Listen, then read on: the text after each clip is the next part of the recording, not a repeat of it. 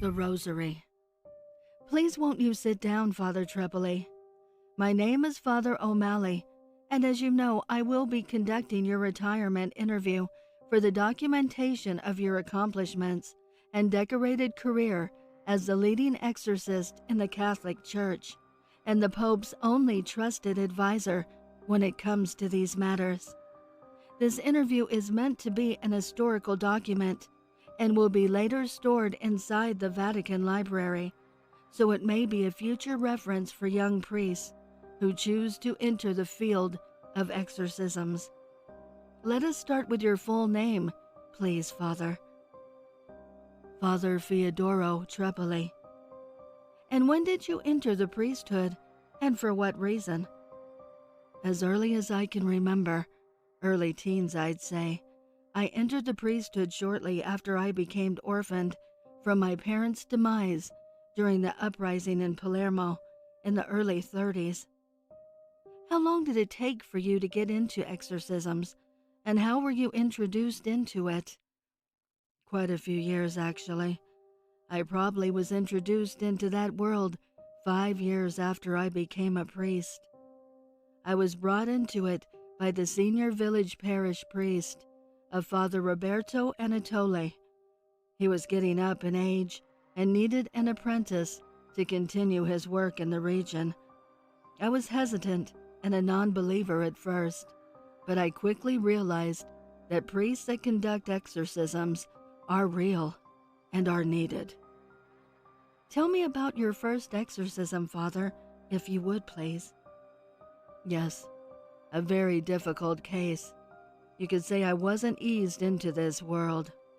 On the morning of October 20th, 1969, myself and Father Anatole were summoned to a farmhouse on the outskirts of the village Santo Felice.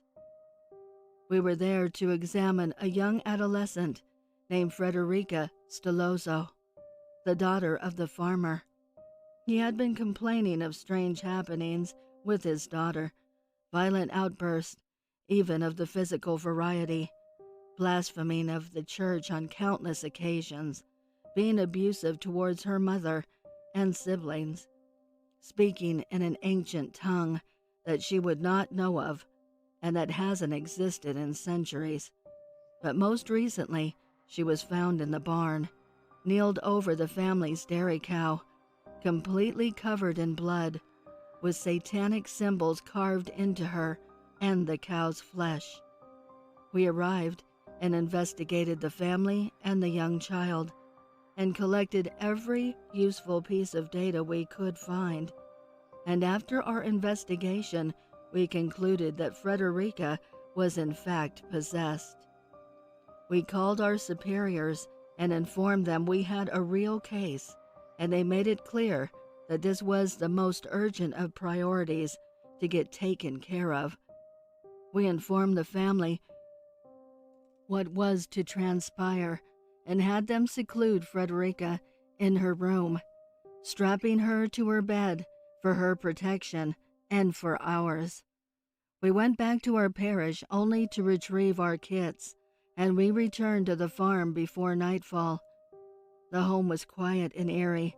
When we re-entered the home, we were greeted by the father, who was sitting at the kitchen table, head in hand.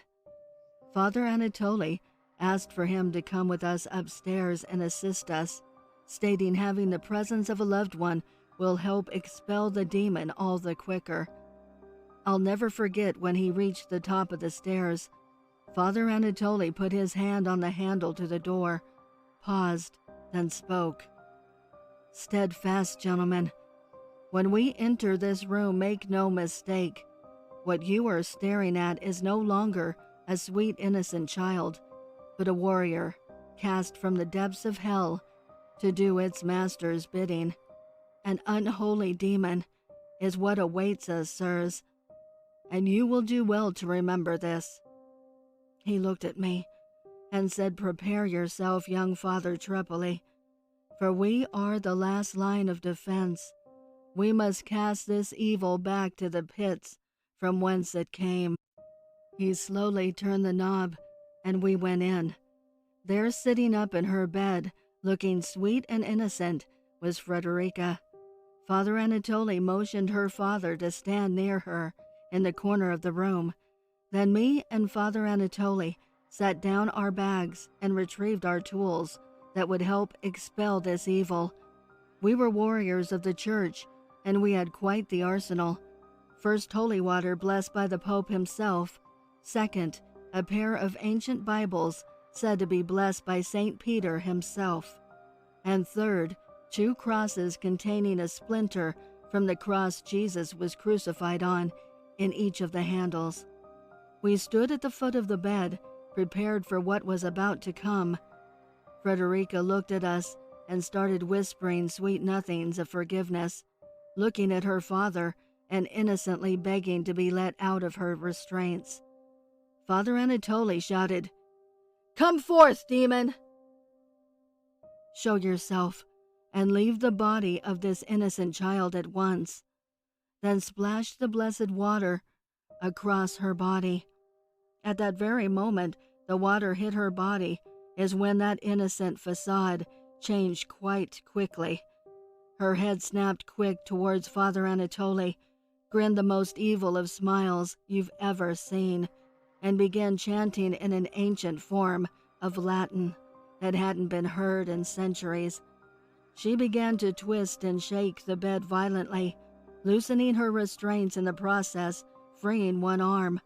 Father Anatoly shouted for her father to grab hold and restrain his daughter and try to calm her as best he could, whisper sweet nothings into her ear, and try and bring her back to the light. We stood over her Bibles in hand, reciting the Lord's Prayer, demanding the demon to reveal itself and tell us its name. After a few moments, she stopped thriving and looked to her father, speaking innocently again, as if Frederica had returned. He became fooled, long enough for her to bite his neck and throw him across the room into the wall by the door. Father Anatoly then placed the holiest of Bibles on her while she was distracted and shouted in Jesus' name, "Reveal yourself, demon." Just then her body began to convulse and twist. She sat up quick and shouted, "Calcutta!" Now that we knew the demon's name, we began to drive it out of poor Frederica's body. But just as Father Anatoly was about to expel the demon and contain it in the specially blessed Rosary, the demon Calcutta summoned one last ounce of strength and grabbed him by the throat, then threw him into the corner of the room, head first. I was the only one left who could do something. She was shaking and twisting more violently than ever at this point. Any moment, she was about to free herself from her restraints, so I quickly leapt to Father Anatoly's body and retrieved the Rosary, picked it up, then turned and placed my cross to her forehead, weakening her momentarily. Then I shouted, "In our Lord Father's name, I expel you!" I then quickly placed the Rosary to her body and expelled the demon from this earth forever. My goodness, Father Tripoli, that was quite the first encounter for you. Tell me, what became of the girl Frederica and Father Anatoly? Frederica never had any problems ever again. She got married to a local boy and had a few children and is residing off on some countryside, somewhere surrounded by her grandchildren. Father Anatoly, I'm afraid, was never the same after the incident. He suffered a stroke after he was thrown into the wall and was left paralyzed. He wasn't able to continue his duties and died shortly after the incident. I was brought up to fill duties after Father Anatoly's illness and eventual death. I was now the senior exorcist in the region. Even though I was young, I was prepared for the journey I was about to embark on. Ah, yes, Father Tripoli, and what a journey it has been. Let us proceed, shall we? Father O'Malley and Father Trepoli interview continued for hours. Case after case was discussed in painstaking detail, for his most grueling of cases to the simplest, the most dangerous to the most innocent. Subject after subject, demon after demon, was rattled off with every stroke of a new bead from the blessed sacred rosary that Father Trepoli held in his hand. The horrors that each bead contained would bring humanity to its knees if it was ever discovered or destroyed. The rosary never left his side. He held on to it as if the fate of the world was at stake, and it was. Only a select few in the church knew the importance of the rosary and the ancient horrors it contained, and if it were to ever fall into the wrong hands or be destroyed, that it would end all life on earth as we know it. There sits the weathered, aging priest in the center of the room, with the weight of tremendous importance resting on his shoulders, the protection of humanity. But he sits there, head held high, for he is unshakable.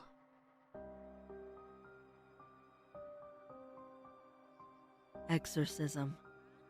The man roared and bangs his head into the walls. Ronald continues to hold his wrists together and pushes his head down. The priest chants in Latin and holds out a wooden cross towards the man. The sprinkling of the holy water was the last step. I trembled while handing the bowl to the priest. He skillfully sprays it onto the man's distorted face, and he falls just like that. Ronald sighs in relief. Finished? The priest smiles and nods. That scared the heck out of me, I exclaimed, and Ronald pats my back. Should we bring the man to the hospital in case... I freeze as I notice the priest was still smiling. He stares at me as his lips widen, and he pours the holy water out of the bowl onto the floor, where the broken cross rested.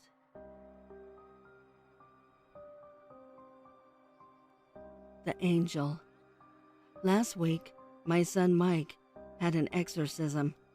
I reached out to doctors when his eyes went fully white and black lines appeared all over his body, but they couldn't diagnose him.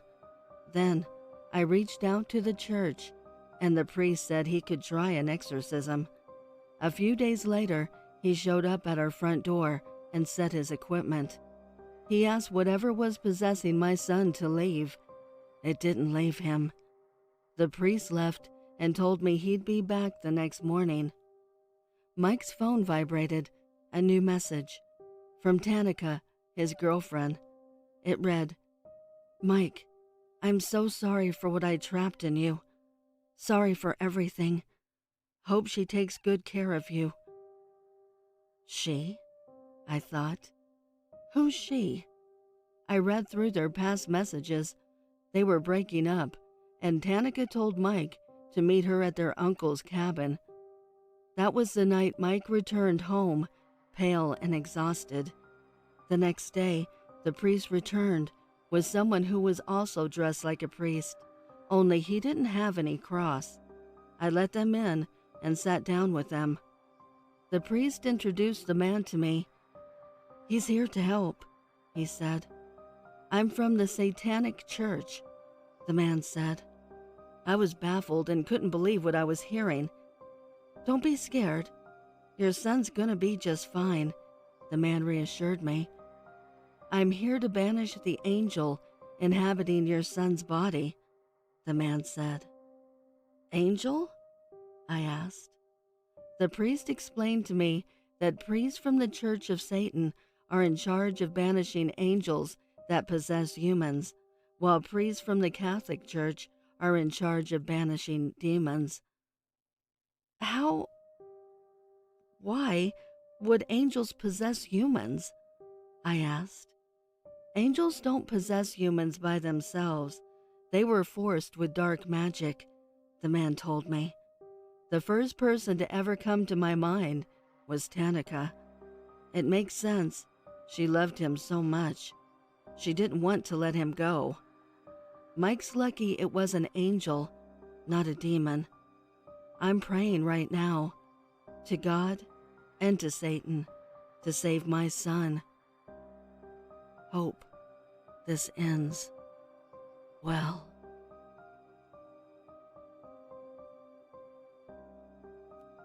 My husband's ghost. Since my husband passed, his ghost has kept me company. I haven't seen him, but I've seen the signs.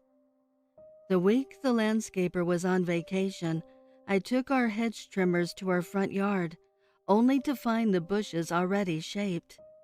And he remembered the cookies we baked together. I'd be knitting a new sweater when the scent of oatmeal raisin would waft through the air. I'd hurry to the kitchen and find 24 cookies in the oven, almost ready. He'd hang the laundry and take out the trash so my old bones could rest. And when I collapsed from stress, he dropped all chores and stayed by my side. I could feel his warmth. When my daughter moved in to take care of me, my husband stopped showing himself. I told her about her father's ghost, and she sounded concerned. No exorcisms, I told her. But she came back with a doctor. They said I'd done all those nice things myself.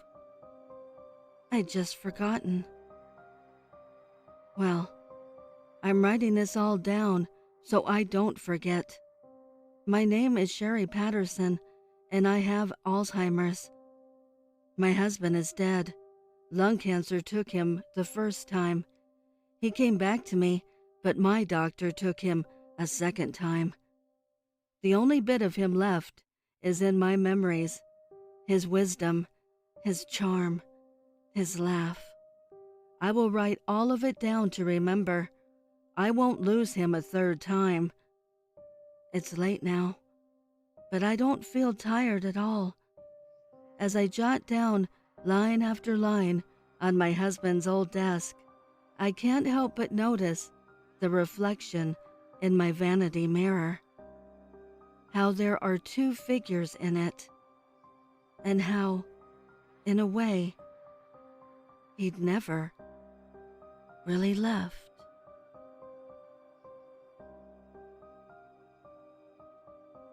My daughter keeps waking up with weird scratches on her body. Any ideas? Hey Reddit, Concerned Mom here. For the past couple of days, my 3-year-old has been waking up with dark red scratches around her body. I change her sheets pretty regularly and have checked for any hidden sharp objects every morning since this has started happening. As expected, I've found nothing that might be causing her irritations or cuts. I first thought it might be a rash, but it's really nothing I've ever seen before. Any thoughts? Update. Thank you so much for all your helpful comments. I'm so sorry I couldn't reply to all of them. I purchased some of the creams you recommended and have looked into changing her PJs. It never even occurred to me she might be allergic. Update. After doing everything I said I would do in my last update, nothing has changed. It hasn't stopped. My husband suggested that I take her to the GP, but to be honest, I'm scared it may look bad on me. I just want to get to the bottom of this. It's beginning to scare me. Update. I don't know what to do. It's not stopping. Nothing I do is helping. My husband's beginning to say I'm crazy and that it's just a rash. He doesn't understand. He never understands. Can he not see the gashes? I didn't think the man I married could be so heartless about our child. Update. I love my baby. Update. What is wrong with my child?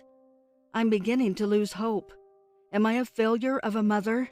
I can't even protect my own baby. It's beginning to get harder to look at her. There's something dark, evil almost, in her aura. I can sense it. How can I be so repulsed by my own child? Update. It's not her. It's not her. It's not her. It's not her. It's not her. Those aren't her eyes. I see the demon within her. Update. Why aren't any of you listening? Update. The evil is gone. I cleansed it. This post has been archived in order to document one of the most chilling acts of filicide.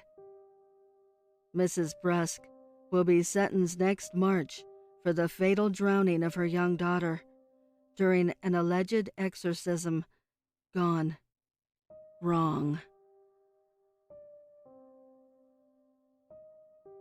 My girlfriend keeps the ghosts in my bedroom away. There are two which are always there. One of them is a child in the closet, so stereotypical, and one of them kind of hovers gently behind the window. And then there are others. They come and go. One has appeared recently in the doorframe, as if she can't make up her mind whether to come in or not.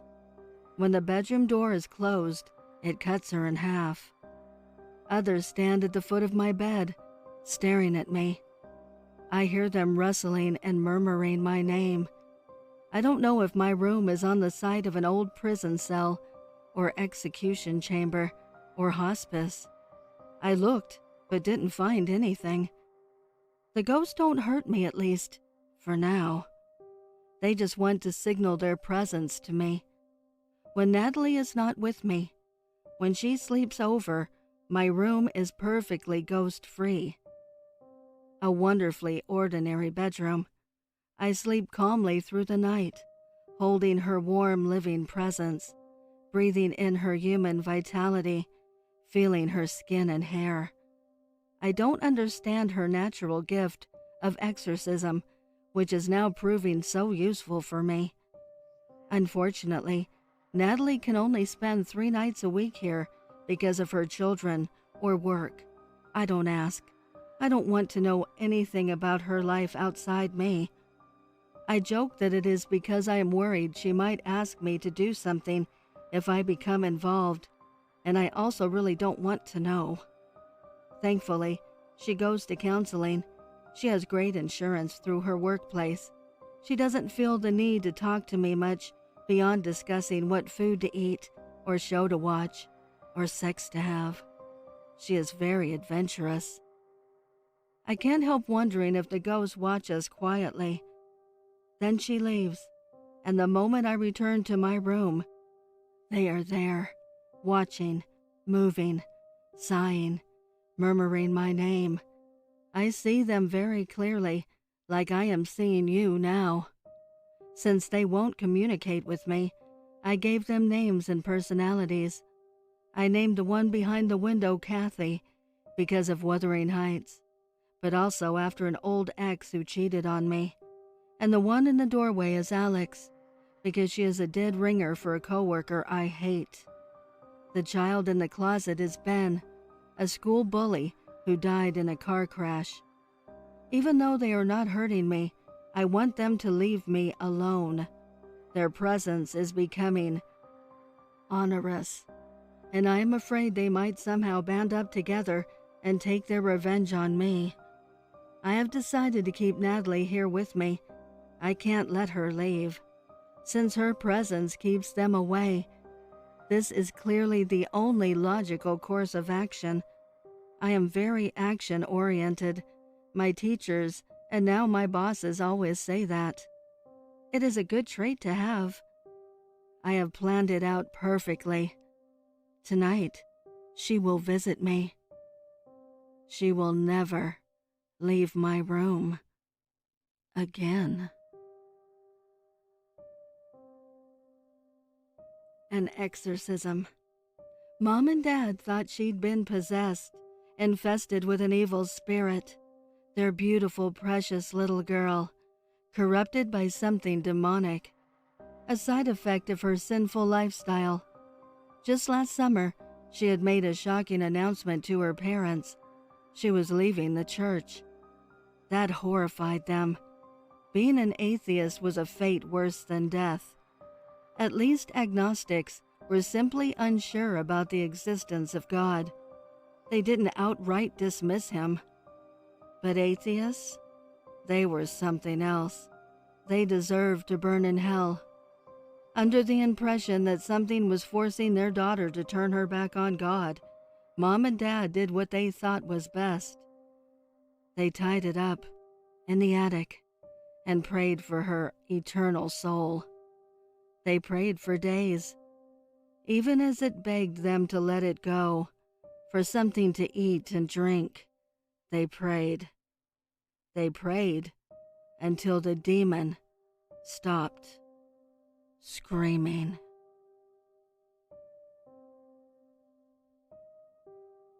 My mother's special recipe. She is an angel, Mrs. Jones whispered to Mrs. Park. Jade is lucky to have a daughter like her. Nowadays, no child is interested in taking care of old parents, and here she is, taking care of her poor mother at 15 years of age, when she can easily leave her at a hospice. I smiled to myself as their whispers reached my ears, while I prepared my mother's special mashed potatoes that she loved so much. As I spoon-fed Mama, her half-paralyzed face drips drool. I gently wipe it and stroke her cheek. Mama, you need this for strength. A lone tear escapes her eye as her lips tremble. As everybody leaves and Mama drifts off to sleep, I go to the kitchen to clean. My cheeks flush from the warmth of the satisfaction I feel. I reminisce about my older sister, Madeline. She had the same symptoms as Mama, but she was affected when she was only 5. Mama didn't leave any stone unturned. Multiple trips to the hospital, specialists, occult practitioners, nothing bore fruit.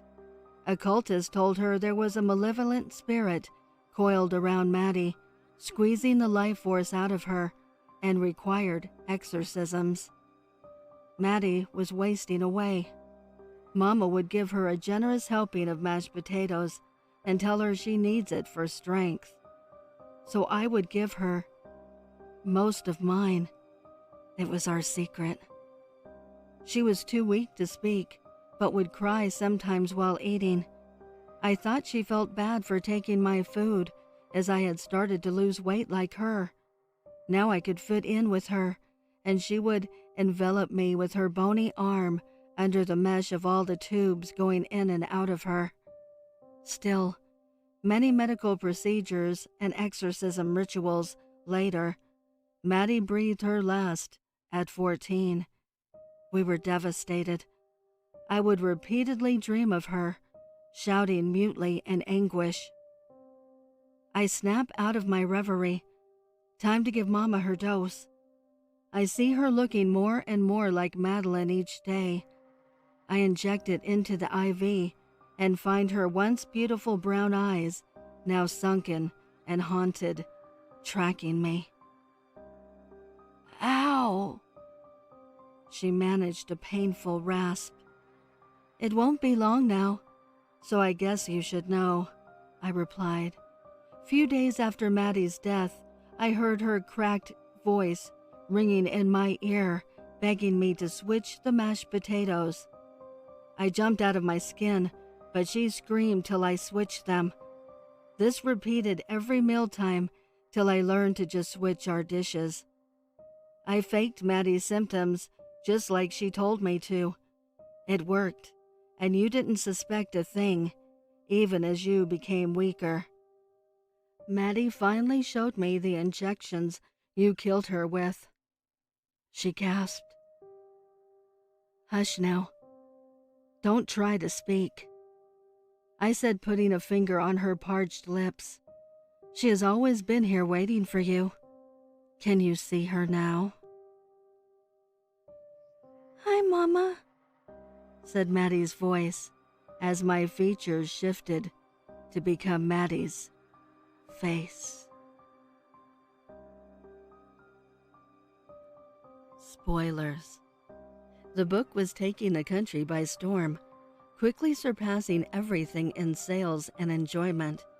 People could relate to it, almost as if that could be anyone's story. At least, that's what Jim had heard. He hadn't read the book yet, but decided to give it a try. Before turning to the first page, he read the last sentence or so of the book cover. The lifelike story of a serial killer stalker finding their next prey. James has no idea what he is in store for. A fascinating tale of suspense and how everyone feels walking down that dark, unlit street at night. The New York Times. We'll see about that, Jim thought. But his opinion changed completely when he read those first chapters. He quickly joined a book club and every week was worshiping the excellence of the book with his fellow readers. The stalker was truly creepy. Not much was known about him or her. Only that 3 days after Christmas, their family tried to perform an exorcism as a demon had possessed them. The priest's words, "We beg you to hear us," implanted in his head. These, the words a priest says, crying out to God to damn the demon to hell. Jim's love for the book only grew. It became a way to escape reality and almost became the main character, as they are just living life, unbeknownst to the struggles that life offers. Then he noticed something slightly strange. Inside the front cover, there was writing that hadn't been there before. Scribbled out was, "Are you listening?" Jim dismissed this with little other thought. As it turns out, Jim and the main character, James, share the same birth city, Dallas, Texas. They even have the same amount of siblings, 2 younger brothers and an older sister. James is even a mechanical engineer, just like Jim. Becoming frightened and panicked, Jim flipped through pages of the novel, skimming each page. James' grandmother dies of a heart attack. His younger brother gets drafted in the first round of the NFL to the Detroit Lions. But this is exactly like my life, Jim exclaimed to himself. He remembered the premise of the book, the last sentence on the back cover. Terrified, he flipped to the last page of the book. 3 days after Christmas, Jim Wilson was found in a cave in Devil's Den State Park, his hands and legs nailed to the edge of the satanic symbol, Baphomet. His skull cut out and placed directly above his head, his brain splattered on the points of the star. The investigation proved fruitless. The only lead, a note saying, "Have you heard me?" I would like to give a heartfelt thank you to the special friends of the channel. Your generosity means the world to me. If you would like to support the channel, the link is below in the description. Also, please send me your stories to duchessofdarkness27@gmail.com. You can also find me on Instagram at duchess.ofdarkness or Twitter at duchessofdarkn2. I want to thank you all for your support, your kindness, and your encouragement. I appreciate it so very much. Until next time.